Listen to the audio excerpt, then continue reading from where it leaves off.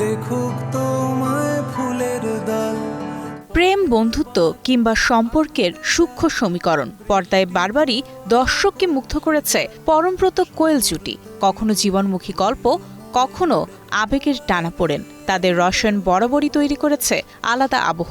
এখন অনেক রাত, তোমার কাঁধে আমার নিঃশ্বাস। 2012 সালে সৃজিত মুখার্জির হেমলক সোসাইটি দিয়ে শুরু হয়েছিল এই জুটির বিশেষ যাত্রা। জীবনের শেষ প্রান্তে দাঁড়িয়ে বেঁচে থাকার নতুন অর্থ খোঁজার গল্পে তাদের রসায়ন ছুঁয়ে গিয়েছিল দর্শকের হৃদয়।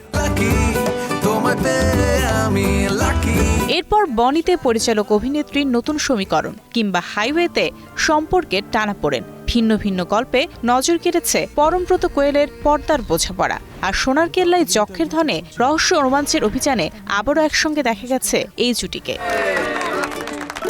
অনেক আগের গল্প, বয়স আরো অল্প।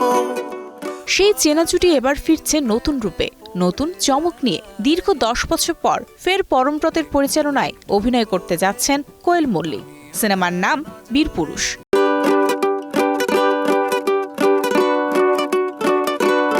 এই সিনেমার আকর্ষণ শুধু পরম কোয়েল জুটির প্রত্যাবর্তনেই নয়, এখানে অভিনেতা ও পরিচালক দুই ভূমিকাতে দেখা যাবে পরমব্রতকে।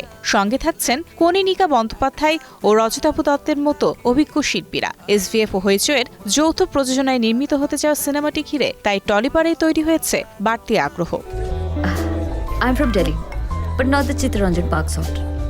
फिर आप वो टिपिकल बंगालन नहीं हो। Typical नहीं हूँ। পুরনো রসায়নের স্মৃতি সঙ্গে নতুন গল্পের প্রতিশ্রুতি। বীরপুরুষ দিয়ে পরমব্রত ও কোয়েল জুটি এবার কতটা নতুন রং ছড়ায়, এখন সেই অপেক্ষাতেই দর্শক।